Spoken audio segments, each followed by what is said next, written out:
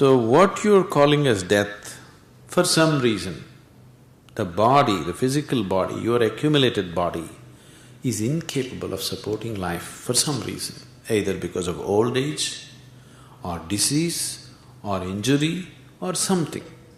Or suicide or accident. Whichever way, you broke the body.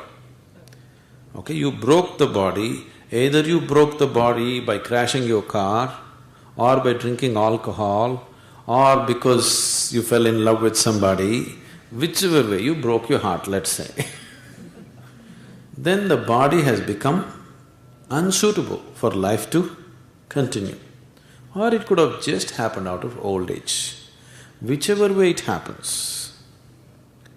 Now, this what you call as myself somehow seems to be little more than the body, that's something has to happen to it, isn't it?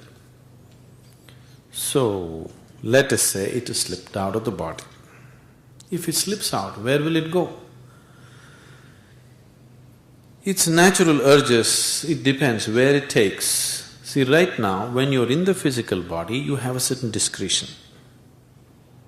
Your tendency is pulling you towards the ice cream jar, but you say no. You have discretion, isn't it?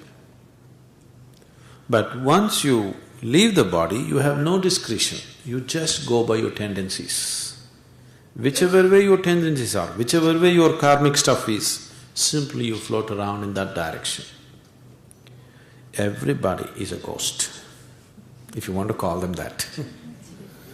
It is just that if someone dies out of old age, the life energy, the pranic body has lost its vibrance, so you can't feel them much. But if somebody's body is suddenly broken, for some reason, we suddenly broke this body, everything was going well, suddenly we broke the body, either by crashing or by somebody shot you dead or something happened. Now, the pranic body is in full vibrance, now it's broken, people may feel this much more than a person who left the body after dissipating his term of life. Your pranic body is in a certain level of vibrance. When it is in a certain level of vibrance, it can sustain the body very well. As it becomes feeble, it cannot hold on to the body. Below a certain level of intensity, it cannot stay in the body, it will slip out. If the same pranic body is raised beyond a certain pitch of intensity, to a certain height, once again you cannot hold on to the body. So, this is what you said as jiva samadhi. Somebody leaves the body from the upper end because his energies have become so intense that the physical cannot contain him anymore. That's one way of living. Or your energies have become so feeble, so you leave the body. This is old age and death. Or you damaged your body, so you'll have to leave. If you damage your body and leave, which way you damaged it doesn't matter. Either murder, suicide, accident, or you had a heart attack, it doesn't matter which way. But when your pranic body is in full vibrance, if you break your body for some reason, now this person's presence will be felt much more than the person who left after a certain age. So that is why people believe that those who die in accidents or suicide become ghosts. It's not so, everybody does. It is just that his presence is more felt. They are not interested in you. They have no interest in you. See, your connection with people is very physical. Somebody is your mother, somebody is your father, somebody is your husband, somebody is your brother, somebody is your wife. This is purely physical, please see that. You may have emotions attached to it, but emotions don't mean anything. If I wipe your memory out, your emotions will be forgotten, isn't it?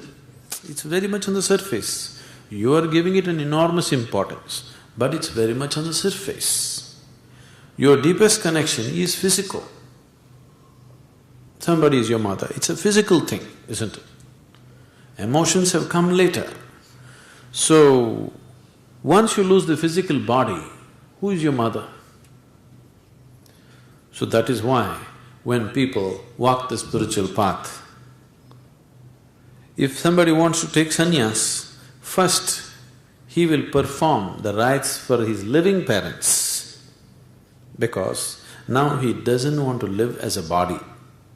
He says, when I say I'm walking a spiritual path, it means he doesn't want to identify himself with his physical body. He wants to focus his whole attention on that dimension which is far deeper than the physical. So if I am something more than the physical, who is my father? Who's my mother? There's no such thing. It is based on this, that taking sannyas means you make rites to your father and mother even when they're alive, because as far as you're concerned, you have gone beyond that. You don't like that. Whether you like it or not, you will leave them or they will leave you. Okay? Not invented by me. Life process will take them anyway, isn't it? Yes? So can we bring you out of your body? If you cooperate, yes. Even then, it can be done, but that's not good for you. It won't be good for you.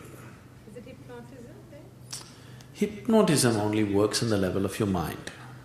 The hypnosis is just on the level of your mind.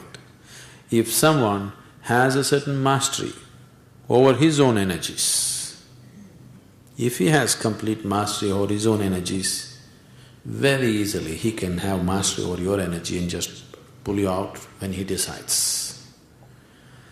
But that's not good for you. That will not be done unless it's some extreme situation. Extreme in the sense. Now, when you say these spirits or whatever, they still have a body, but it's in a subtler form. They're still physical. That is why sometimes some people can see and feel them. If they were totally non-physical, you wouldn't see them or feel them. There is a physical dimension to them, a very subtle physical dimension. But they're trapped in it, they're unable to come out of it. In those kind of situations, sometimes if we see their tendencies are moving in a particular way, but they're struggling, only in such situations we pull them out, not otherwise. Otherwise, life should take its natural course. One makes a conscious effort, then you support them. One is not making a conscious effort, you never push them, because it doesn't work like that. For more on Sadhguru, visit www.ishafoundation.org.